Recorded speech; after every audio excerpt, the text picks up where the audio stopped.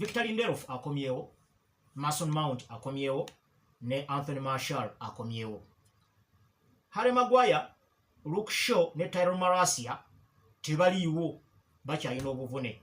Naye bw'obanga olina Victor Lindelof nga ne Lisandro Martinez ne Rafael Varane nga weebali, kitegeeza central defense ogenda kuddamu okweroboza. Akati obutabeerawo kwa Luke Shaw ne Tyrone Malacia kitegeeza nti nno Aaron Wan-Bissaka ne Victor Lindelof Diego Dallo kwe bagenda okulonda akuba 2 n'oyo akuba 3. Wabula okuba 2 oba 3 olina okusinziira oyagala ani akubewa era lwaki. Nakati bino bye bibuuzo Erik ten Hag byagenda okwebuuza afune answers. Diego Dallo asinga ku Aaron Wan-Bissaka mu kugenda mu maaso. Bw'osalawo obutakubisa omu ku ba wingers oba eno ku side ya left n'ogamba nti side ya right n'ogamba Anthony tagenda kuba n'oli omulenzi Amadi Diallo tagenda kuba, ng'oyagala kukubisa front 3 eya Bruno Fernandes, Rasmus Hojlund ne obolyawo ne Alejandro Garnacho bw'oba osaze oba Marcus Rashford mu front 3. Kubanga nze ndowooza setup ya Man United ku nsamba gye tumanyi obulungi, omanyi Man City ekyanguya ejja omanyi bwegenda okusamba, kubanga bwezanya Burnley, bwezanya Arsenal, bwezanya Bayern Munich tekyusa. Kakati kiri gy'oliga okunyiga amapeesa amatuufu. Ndowooza midfield eno bandibadde bagijjuza nnyo. Ngezaako okugjayo ensonga ya Diego Dallo, saagala gikomyambu akube 2 etambula. Naye kino kyonna nzimba okusalawo okwa Diego Dallo ne Aaron Wan-Bissaka, ani akuba 3, ani akuba 2. Kati kino kiyingiramu omanyi omupiira tiimu mu kisaawe lubeeranga lujegere. Olujegere bw'ojjamu ekkowe erimu luba terukyali kibanga kikobakoba kipiirapiira. Kati laba okulandaga kwenyinyonnyola ey'okusalawo ku Diego Dallo ne Aaron Wan-Bissaka akuba namba 2. Kukuno kuyitidde ku Bruno Fernandes ne kujja ne kukomawo wano mu defensive midfield, kubanga bonna bagenda kubeera ba mugaso singa osoma Diego Dallo oba Aaron Wan-Bissaka. Kati wakati wano nze ndowooza omulenzi ono Kobbie Mainoo bamuleka akubenga Declan Rice bwakuba mu tiimu ya Arsenal, kubanga asinga kulabika bulungi ng'agenda maaso. Bw'omuteeka mu namba 6 tali nnyo conservative kutuula waawo, ate oba olimitinze emirimu gy'akola ng'agenze maaso kuba alina kyagattako. Kati nze ndowooza awo Sofiane Amrabat basomerewo ne Carlos Casemiro. Obumanyirivu bwa Casemiro ku top level ne okufata kwa Sofiane Amrabat n'obutagenda nnyo mu maaso bijja kubeera bya mugaso nnyo nga bazanya midfield ya timu ya Manchester City. Naye oyinza okwesanga nga basomeddewo Casemiro yekka, eno ne bateekawo Kobbie Mainoo, wali ne bateekawo McTominay. Awo wajja kubeerawo obuzibu. Naye ate abo nga setup ogitaddewo yaba 3, Kobbie Mainoo, wano Sofiane Amrabat, wano otaddewo Carlos Casemiro. Eyo ebeera ntandikwa si nkomerero. Engeri gye balina okweyisaamu ng'omupiira gugudde, engeri gye balina okweyisaamu ng'omupiira bagukutte, kubanga United ebadde eyinamuko n'obulagajjavu mu possession, nga bwebeera n'omupiira babeera n'obulagajjavu. N'olaba gundi ono omulenzi gundi Garnacho ng'agenda kuyingira mu kibira ky'abasajja nga tagenda bamalawo, naye ng'omulabira ddala agenda gusuulayo, naye era n'agenda nga ne gundi gwe yaddira mu bigere Marcus Rashford nga naye kyekimu akwata omupiira n'agenda ng'olabira ddala agenda gusuula. Lwaki tokkakkana n'osooka weebuuzaako ku banno n'oteresa wano ne bakwongera? Kyatteeka nti bw'obeera mu yaadi 5 gwe bwe bakuwa olina kufubutuka agenda mu golo y'opponent. Ekyo kimu ku bintu ebiremesezza ne Hojlund obuteetabaamu mu nnumba, kubanga bamugjamu oli kasita akwata yaadi 4-5 agenda mu golo oba agukubyewo obawa nga baddamu nga bayinda lulumba lupya. N'olwekyo mu kuteekawo Kobbie Mainoo mu maaso ga Sofiane Amrabat ne Carlos Casemiro, ojja kuba okozesezza Kobbie Mainoo kuyamba nga muyina yeeyongereko mu maaso eyo. Oluusi ayinza n'okuwa ball security nti singa Hojlund aba alina gw'ayagala okwebuuzaako obeera waawo. Abeera waawo ani Kobbie Mainoo oluusi ne captain Bruno Fernandes. Bruno Fernandes okumusomera mu 4-3-3 tekitegeeza necessarily nti ayite mu wingi. Nedda abeere waawo nga classic number 10, abeere mu mugongo gwa Hojlund ng'aweereddwa omulimu omugenderere kuliikiriza Hojlund buli wamulaba ne waba tamulabye ayiseemu.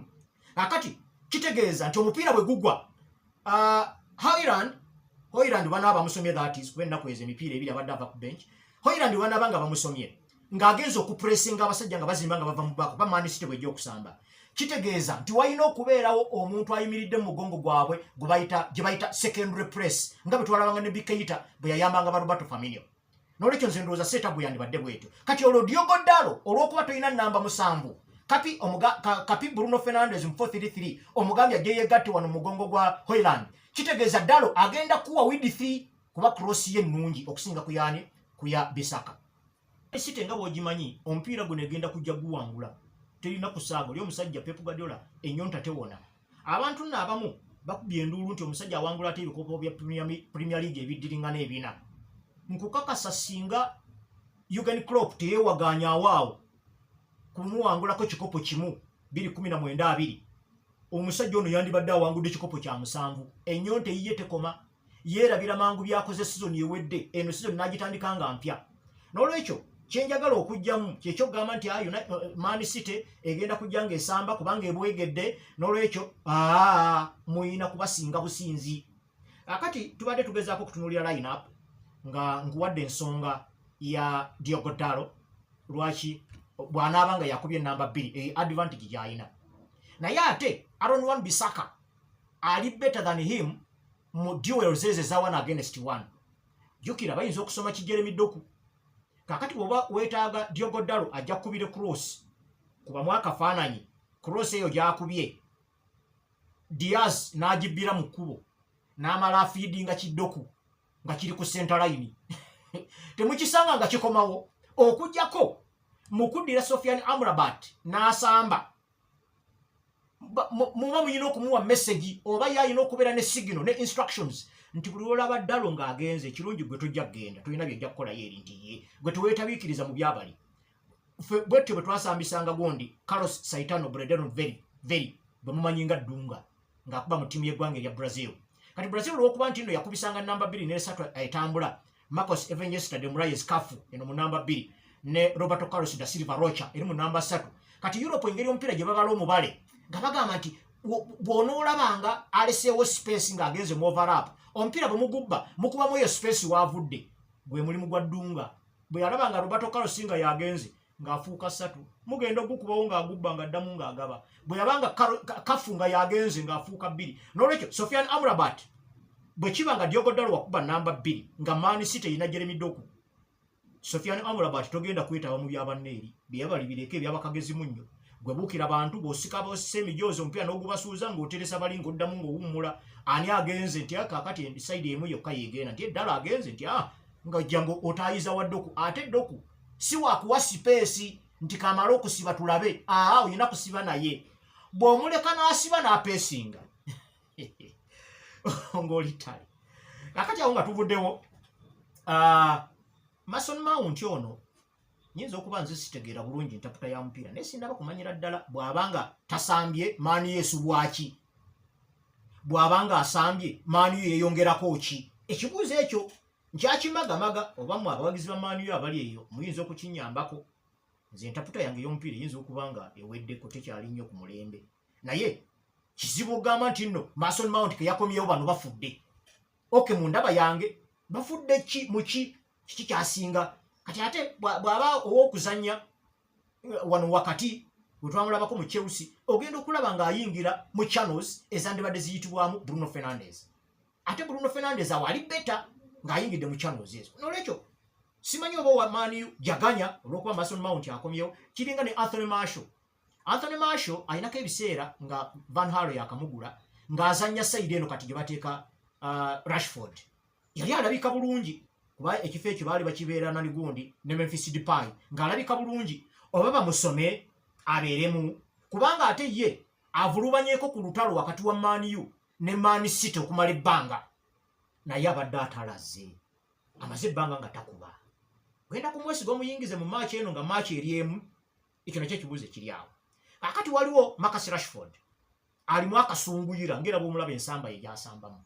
Kati akasunguyira keeyongedde ennaku ezo badde bamuba olwogwolwo kati ne national team tebaamuyise oba omuteekamu n'asamba ogw'ekiruyi okulaga bali nti bannange mu busubiddwa bino wammanga. Kati ekyo nakyo kiri awo.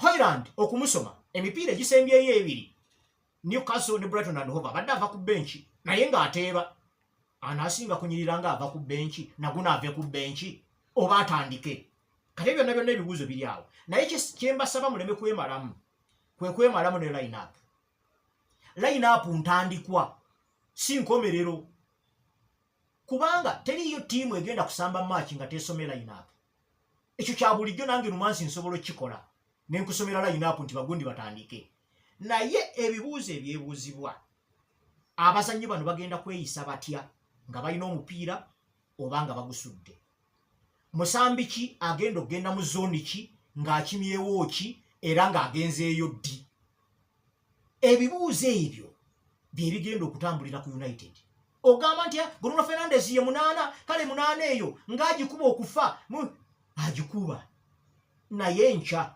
anaagikuba kubanga match eri eyise tekweyimirira mwene empya buli match eba mpya ebeera raw material ng'eyagala manufacturing mpya kati awo ebibuuze lwakuba ndabyeko ku muvubuka gwe basuubira nti yayinza okudda mu bigere bya Carlos Casemiro mu ttiimu ya Man U yabadde mu Atalanta mu Brazil bamuyita Ederson Jose dos Santos Lourenço da Silva mulenzi wa myaka 24 mwamulabye engeri gy'atunuzaamu Bayer Leverkusen ebikalukalu Granit Xhaka ne Ezequiel Palacios abakubawo ate yabaganyiza okuba naye mu mwetegerezo olunaku lw'enkya Leverkusen ng'ezannya Kaiserslautern mu final za DFB Pokal omuzannyi Ederson Jose dos Santos Lourenço da Silva omuzannyi wa Atalanta FC mbadde nnyongeddemu akawaayiro nga ngenda mu birango nti nno mu mulinde olunaku lw'enkya ate nga mbiconfusinze bya Atalanta ne Bayer Leverkusen omulenzi ono yabuuzizzaako Granit Xhaka ne Ezequiel Palacios mu midfield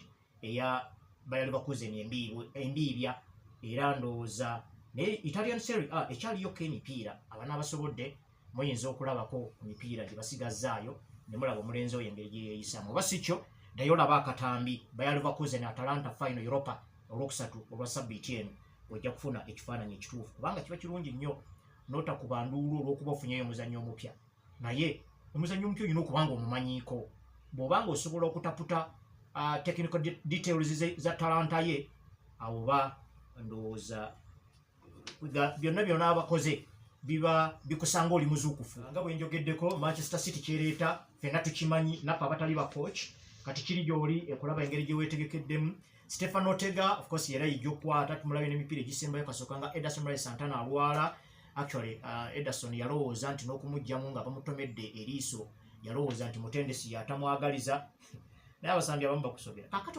omutendesi abeera atya nga takwagaliza ate nga ye tasobola kwesambira nze nali nsambyeko ku mupiira nga coach player kati ate namba gyensamba nga naye gyasamba ogenda okuwulira nga bw'atuuka kuyanga agibuuka ng'omanya si kyakubye omukulu yagenda okuba naye kakati Pep Guardiola atasamba abasambi bwe bamukuumira ku mulimu kakati ogamba otya nti takwagaliza ng'omulaze mu training nti nno ojja kumukuumira ku mulimu kuba abasambi bakuumira koki ku mulimu kakati naye Ederson yanyiiga nga bamugjeemu naye kituufu eriiso baali mogolera ddala oba eno socket eno eriiso mwe lituula era ne ttiimu y'eggwanga eya Brazil yamusudde kakati era osuubidde Stefano Ortega advantage gy'alina ku Ederson kiyinzika okuba nga ball distribution Ederson ali better era mwe bagoalkeeper coaches mu Uganda nammwe abalina academies mutandika okuteekateeka abazannyi bano nga mubateekateeka okusambako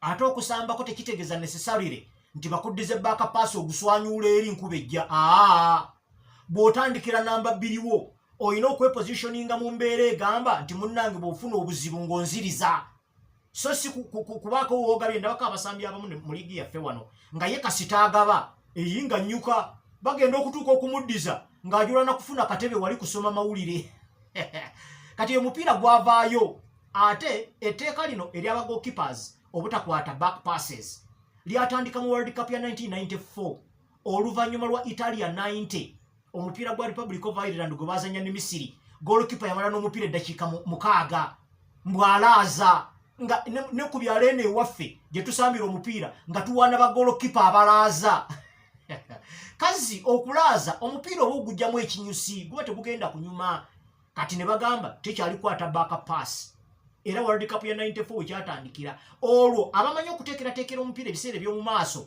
ne batandika okuteekateeka ba goalkeeper nti okuddiza back pass de makulaba ngo kati ba goalkeepers batandise okubateekamu abatendesi abakujjukujju nga Pep Guardiola babataddemu kakati tiimu ekulumba erina abazannyi 11 nti baguddiza Ederson togamba nti muwonye kuba ayinza oba floatinga pass awo ng'agigenderedde nekwata Haaland wali n'asigaza goalkeeper to beat n'abamaliriza kuba akoze n'assist eziwerako nga tumulaba kati n'okuzuula goalkeeper omulungi ku goalkeeper atali mulungi tebikyakoma ku dive zokka nti omwana oyo agwegeza ogumukube ng'agisika eri mu busonda eyo ebeera nnyongeza olina okuba nga weetabamu kati ekibulamu bagolokeepers singa omusajja ayabula ng'akusigazza lwaki ovaayo nga weetegeka kugwa dive kuba nange alumba mba nkulaba nti weetegeka kugwa era bwenkangamu bwe nti ne weeyala nga nsigaza kitimba kyere lwaki tovaayo nga final defender ku magulu go kuba si kyatteeka nti buli striker alumba ajja kusala defender asembayo ekyo bakipa abamu tebakigira era ogenda okumulaba ajja abwamye yeetegeka